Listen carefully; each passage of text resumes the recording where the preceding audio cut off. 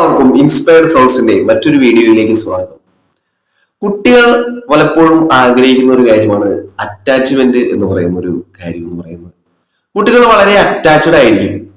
മുതിർന്നവരെക്കാൾ കൂടുതൽ അറ്റാച്ച്മെന്റ് കാണിക്കാൻ ഇഷ്ടപ്പെടുന്ന ആളുകളാണ് കുട്ടികൾ. കാരണം കുട്ടികൾ വളർന്നു വരുന്നത് ആ രീതിയിലുള്ള ഒരു സാഹചര്യത്തിലൂടെയാണ്.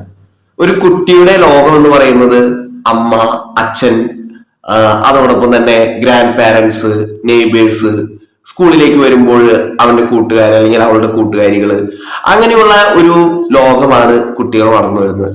അവരായിരിക്കുന്ന ആളുകളോടൊക്കെ തന്നെ വളരെയധികം അറ്റാച്ച്ഡ് ആയിരിക്കുകയും വളരെയധികം ഫ്രണ്ട്ലി ആയിരിക്കുകയും വളരെ നിഷ്കളങ്കമായിട്ട് പെരുമാറുകയൊക്കെ ചെയ്യുന്ന ആളുകളാണ് കുട്ടികൾ എന്ന് പറയുന്നത്. അപ്പോ ഒരു വ്യക്തി വളർന്നു വരുമ്പോൾ ആ വ്യക്തിയോട് കൂടി വളർന്നു വരുന്ന ഒരു കാര്യം തന്നെയാണ് അറ്റാച്ച്മെന്റ് എന്ന് പറയുന്നത്. ഇപ്പൊ ജീവിതത്തിൽ കുട്ടികൾ വളർന്നു വന്നു കഴിയുമ്പോൾ ഒരു വ്യക്തിയായി തീരുമ്പോൾ ആ വ്യക്തി സമൂഹത്തിൽ ചില റോളുകൾ ഏറ്റെടുക്കുകയൊക്കെ ചെയ്യുന്നുണ്ട്. ഇപ്പോ അദ്ദേഹം പിന്നീട് ഒരു ഹസ്ബൻഡ് ആകുന്നു, അല്ലെങ്കിൽ ഒരു സ്ത്രീ ആണെങ്കിൽ വൈഫ് ആകുന്നു, അല്ലെങ്കിൽ സിസ്റ്റർ ആകുന്നു, അല്ലെങ്കിൽ ബ്രദർ ആകുന്നു. അങ്ങനെ പല പല സോഷ്യൽ റോളുകൾ ഏറ്റെടുക്കുന്നു. ഇപ്പോ ജോലി സ്ഥലത്തേക്ക് വരികയാണെങ്കിൽ അവിടെ ഒരു എംപ്ലോയി ആയിട്ട് മാറുന്നു. ഒരു കമ്പനിയിൽ വർക്ക് ചെയ്യുന്ന ഒരു എംപ്ലോയി, അല്ലെങ്കിൽ ഒരു ഡോക്ടർ ആകുന്നു, എഞ്ചിനീയർ ആകുന്നു, അല്ലെങ്കിൽ ഒരു ടീച്ചർ ആകുന്നു, ഒരു വക്കീലാകുന്നു, ഒരു പോലീസുകാരനാകുന്നു. അങ്ങനെ പല രീതിയിൽ ഉള്ള ചില സോഷ്യൽ റോള് അല്ലെങ്കിൽ ഒരു പ്രൊഫഷണൽ റോളുകളിലേക്കൊക്കെ തന്നെ ആളുകൾ കടന്നു വരുന്നുണ്ട്. അപ്പോ ഇതിലെല്ലാം ഒരു വ്യക്തിയുടെ വികസനം എങ്ങനെയാണ് സാധ്യമാവുന്നത്, അല്ലെങ്കിൽ ആ വ്യക്തിയുടെ വികസനത്തിന് അദ്ദേഹത്തെ സഹായിക്കുന്ന ഘടകങ്ങൾ എന്തൊക്കെയാണ്, അതിലുള്ള അറ്റാച്ച്മെന്റിന്റെ പങ്ക് എന്താണ് എന്നാണ് നമ്മൾ നോക്കാനായിട്ട് ശ്രമിക്കുന്നത്. അപ്പൊ ഈ അറ്റാച്ച്മെന്റ് എന്ന് ഒരു വ്യക്തി പറഞ്ഞു കഴിഞ്ഞാൽ, നമ്മൾ ഓൾറെഡി പറഞ്ഞു കഴിഞ്ഞ ഒരു വ്യക്തി വളരെ ചെറുപ്പത്തിലെ വളർത്തിക്കൊണ്ടുവരുന്ന ഒരു കാര്യമാണ്. അയാൾ അറിഞ്ഞോ അറിയാതെയോ, കോൺഷ്യസ്ലി അല്ലെങ്കിൽ അൺകോൺഷ്യസ്ലിയോ അദ്ദേഹത്തിലേക്ക് വളർന്നു വരുന്ന ഒരു കാര്യമാണ് ഈ അറ്റാച്ച്മെന്റ് എന്ന് പറഞ്ഞു വരുന്നത്. അപ്പൊ ഈ അറ്റാച്ച്മെന്റ് ഫിഗേഴ്സ് വളരെ ഇമ്പോർട്ടന്റ് ആയിട്ടുള്ള ഒരു കാര്യമാണ്. ഒരു കുട്ടി ജനിച്ചു കഴിഞ്ഞ് കഴിയുമ്പോൾ ആ കുട്ടി ആദ്യം കണ്ടുവരുന്ന ആളുകളാണ് അറ്റാച്ച്മെന്റ് ഫിഗേഴ്സ് എന്ന് പറയുന്നത്. അത് ചിലപ്പോൾ അമ്മയായിരിക്കാം, അല്ലെങ്കിൽ ഒരു കെയർ ടേക്കർ ആയിരിക്കാം, അല്ലെങ്കിൽ വേറെ ഏതെങ്കിലും വ്യക്തികളായിരിക്കാം. അപ്പൊ ഈ വ്യക്തികൾ എങ്ങനെയാണ് ആ കുട്ടിയെ ട്രീറ്റ് ചെയ്യുന്നത് എന്നനുസരിച്ചായിരിക്കും ആ കുഞ്ഞുകുട്ടി ആ കുട്ടിയുടെ സ്വഭാവം പിന്നീട് ഡെവലപ്പ് ചെയ്ത് കൊണ്ടുവരുന്നത്. അപ്പൊ മെയിനായിട്ട് ചില ഡിസോർഡേഴ്സ് വരാനായിട്ടുള്ള ഒരു സാധ്യതയുണ്ട്. അത് ഡിസോർഡേഴ്സ് വരാനുള്ള ഒരു കാരണം എന്ന് പറയുന്നത് ഈ അറ്റാച്ച്മെന്റ് ഫിഗേഴ്സ് അല്ലെങ്കിൽ അറ്റാച്ച്ഡ് ആയിട്ടുള്ള വ്യക്തികള് കുട്ടികളോട് കാണിക്കുന്ന ചില ഇൻസെക്യൂർ ബിഹേവിയറുകൾ വഴിയായിട്ട് കുഞ്ഞു കുട്ടികൾക്ക് ചിലപ്പോ ഇങ്ങനെയുള്ള ചില ഡിസോർഡേഴ്സ് വരാനായിട്ടുള്ള കാര്യമുണ്ട്. അപ്പൊ ഈ വരാനുള്ള സാധ്യതയുണ്ട്. ഈ ഡിസോർഡേഴ്സിന് നമ്മൾ കോമൺലി വിളിക്കുന്ന പേരാണ് ക്ലിനിക്കൽ അറ്റാച്ച്മെന്റ് ഡിസോർഡേഴ്സ്. DSM-5 എന്ന ക്രൈറ്റീരിയ അനുസരിച്ച്, DSM-5 എന്ന അമേരിക്കൻ സൈക്കോളജിക്കൽ അസോസിയേഷന്റെ ലേറ്റസ്റ്റ് ക്രൈറ്റീരിയ അനുസരിച്ച് ഇതിനെ വിളിക്കുന്നത് ക്ലിനിക്കൽ അറ്റാച്ച്മെന്റ് ഡിസോർഡേഴ്സ് എന്നാണ്. ഈ ക്ലിനിക്കൽ അറ്റാച്ച്മെന്റ് ഡിസോർഡേഴ്സിൽ വരുന്ന ചില ഡിസോർഡറുകളാണ് നമ്മൾ മെയിൻ ആയിട്ട് ഇവിടെ കാണാനായിട്ട് പോകുന്നത്. ഒരു ഡിസോർഡർ എന്ന് പറഞ്ഞു കഴിഞ്ഞാൽ RAD എന്നാണ്. RAD എന്ന് പറഞ്ഞു കഴിഞ്ഞാൽ റിയാക്റ്റീവ് അറ്റാച്ച്മെന്റ് ഡിസോർഡർ എന്നാണ് പറയുന്നത്. റിയാക്റ്റീവ് അറ്റാച്ച്മെന്റ് ഡിസോർഡർ എന്ന് എക്സ്പീരിയൻസ് ചെയ്യുന്ന കുട്ടികൾ പലപ്പോഴും ഇമോഷണലി വളരെ വിഡ്രോൺ ആയിട്ടുള്ള ആളുകളായിരിക്കും. അതോടൊപ്പം തന്നെ അവര് ചിലപ്പോ ഭയങ്കര റിയാക്ഷൻസ് കാണിക്കാനായിട്ടുള്ള സാധ്യതകൾ കൂടിയുണ്ട്. അവരത് ചിലപ്പോ അഗ്രസീവ് ആയിട്ടോ അല്ലെങ്കിൽ വേറെ രീതിയിലൊക്കെ റിയാക്ഷൻസ് അവർ കാണിക്കാനായിട്ടുള്ള സാധ്യതയുണ്ട്. അവർ വളരെ സോഷ്യലി അത്രയ്ക്ക് ഇനാക്റ്റീവ്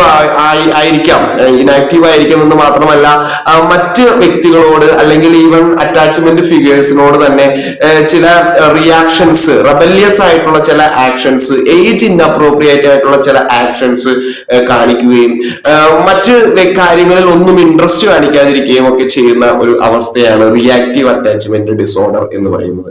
അവർക്ക് ഇമോഷൻസിനെ പ്രോപ്പറായിട്ട് എക്സ്പ്രസ് ചെയ്യാനോ അല്ലെങ്കിൽ ഇമോഷൻസിനോട് മറ്റു വ്യക്തികൾ ഇമോഷൻസ് കാണിച്ചാൽ തന്നെ അതിനോട് പ്രോപ്പറായിട്ട് റെസ്പോണ്ട് ചെയ്യാനായിട്ടുള്ള ഒരു ശേഷി ഉണ്ടായിരിക്കുകയില്ല.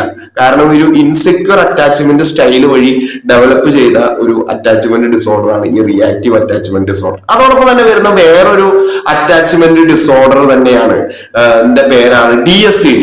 ഇതിന്റെ ഫുൾ ഫോം എന്ന് പറയുന്നത് ഡിസിൻഹിബിറ്റഡ് സോഷ്യൽ അറ്റാച്ച്മെന്റ് ഡിസോർഡർ എന്നാണ്. ഇത് RADയുടെ ഓപ്പോസിറ്റ് ആയിട്ട് വരുന്ന ഒരു അറ്റാച്ച്മെന്റ് ഡിസോർഡർ ആണ്. ഇവിടെ സംഭവിക്കുന്നത് എന്ന് പറയുന്നത് കുഞ്ഞു കുട്ടികൾക്ക് അവർക്ക് ഏതൊരു വ്യക്തിയുടെ കൂടെയും പുറത്തു പോകുന്നതിനോ അവർ മിങ്കിൾ ചെയ്യുന്നതിനോ ഒരു പ്രശ്നം ഉണ്ടായിരിക്കുകയില്ല എന്നുള്ളതാണ്.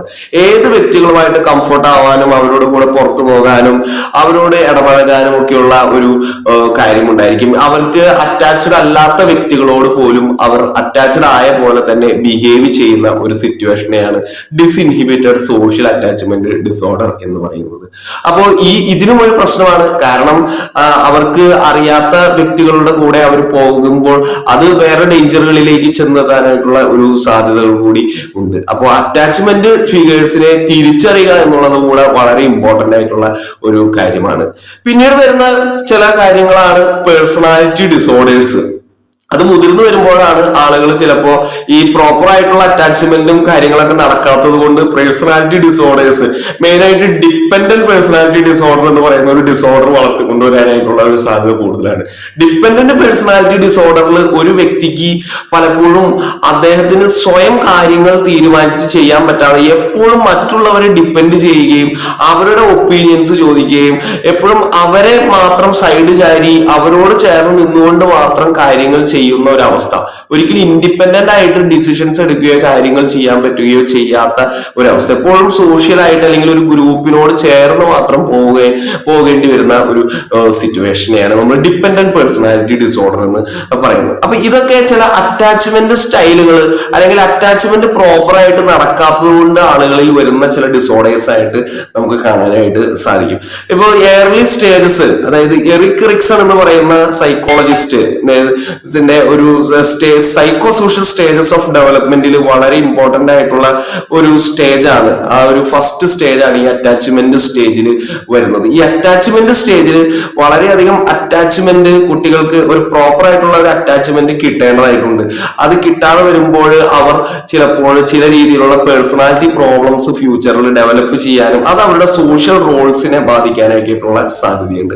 അതുകൊണ്ട് അങ്ങനെയുള്ള ചില കാര്യങ്ങളിൽ എന്തെങ്ങനെയാണ് നമുക്കതിനെ റിക്കവർ ചെയ്യാം എന്നുള്ളതാണ്. ഇവിടെ ഒരു സോപ്പർ ആയിട്ടുള്ള സെൽഫ് റിഫ്ലക്ഷൻ ഉണ്ടാക്കിയെടുക്കുക എന്നുള്ളത് വളരെ ഇമ്പോർട്ടന്റ് ആയിട്ടുള്ള ഒരു കാര്യമാണ്. അപ്പൊ നമുക്ക് നമ്മുടെ ചൈൽഡ്ഹുഡിലേക്ക് പോയി ആ ചൈൽഡ്ഹുഡിൽ മാറ്റം വരുത്താനായിട്ടോ അല്ലെങ്കിൽ ബേബിഹുഡിൽ മാറ്റം വരുത്താനായിട്ടോ പറ്റുകയില്ല. പക്ഷെ നമുക്കൊരു മെന്റൽ ട്രാവൽ നടത്താനായിട്ടും നമ്മുടെ തന്നെ സെൽഫിനെ കൂടുതൽ മനസ്സിലാക്കുവാനായിട്ടും ഇൻസെക്യൂർ സ്റ്റൈൽ ഓഫ് അറ്റാച്ച്മെന്റ് നമ്മുടെ അൺകോൺഷ്യസ് മൈൻഡിൽ കിടക്കുന്നുണ്ടെങ്കിൽ അതിലേക്ക് ഒരു സെൽഫ് ഇൻട്രോസ്പെക്ഷൻ വഴി അതിൽ കുറച്ച് ലൈറ്റ് അടിക്കുവാനും ആ ലൈറ്റിലൂടെ ആ വെളിച്ചത്തിൽ നിന്നും നമുക്ക് കാര്യങ്ങൾ മനസ്സിലാക്കിയെടുത്ത് നമ്മളെ തന്നെ മാറ്റുവാനും വേറൊരു വ്യക്തിത്വം മീൻസ് നല്ലൊരു വ്യക്തിത്വം നമുക്ക് കൊണ്ടുവരാനായിട്ട് സാധിക്കും. അപ്പോൾ ഒരു ഡെയിലി സെൽഫ് ഇൻട്രോസ്പെക്ഷൻ, നമ്മളെ കുറിച്ച് തന്നെ കൂടുതൽ മനസ്സിലാക്കുന്നതിലൂടെ നമുക്ക് അത് ചെയ്യുവാനായിട്ട് സാധിക്കും. അതുകൊണ്ട് സെൽഫ് റിഫ്ലക്ഷൻ വളരെ ഇമ്പോർട്ടന്റ് ആയിട്ടുള്ള ഒരു കാര്യമാണ്. എല്ലാ കാര്യങ്ങളിലും മനുഷ്യരെല്ലാവരും പെർഫെക്റ്റ് ആയിട്ട് ഒന്നും തന്നെ ഈ ലോകത്തില്ല. പക്ഷെ നമുക്ക് നമ്മളെ തന്നെ മനസ്സിലാക്കുന്നതിലൂടെ കൂടുതൽ ഇൻസൈറ്റ് ഉണ്ടാക്കിയെടുക്കുന്നതിലൂടെ നമ്മൾ ഹൂ ആം ഐ എന്നുള്ള ക്വസ്റ്റ്യൻ ആൻസർ ചെയ്യുവാനും അതോടൊപ്പം തന്നെ നമ്മളെ ഒരു സെൽഫ് അവയർനെസ് കൂട്ടിക്കൊണ്ടുവരുവാനും ആയിട്ട് സാധിക്കും. അതുകൊണ്ട് ഇൻസെക്യൂർ അറ്റാച്ച്മെന്റ് സ്റ്റൈലുകളെ കണ്ടെത്തി നമ്മുടെ പേഴ്സണാലിറ്റിയിൽ കൂടുതൽ വ്യത്യാസം വരുത്തുവാനും ആരെങ്കിലും അത് എക്സ്പീരിയൻസ് ചെയ്യുന്നുണ്ടെങ്കിൽ ഒരു സെക്യൂർ അറ്റാച്ച്മെന്റ് അറ്റ്മോസ്ഫിയർ ക്രിയേറ്റ് ചെയ്യാനും നമുക്ക് ഓരോരുത്തർക്കും സാധിക്കട്ടെ. Thank you dear friends.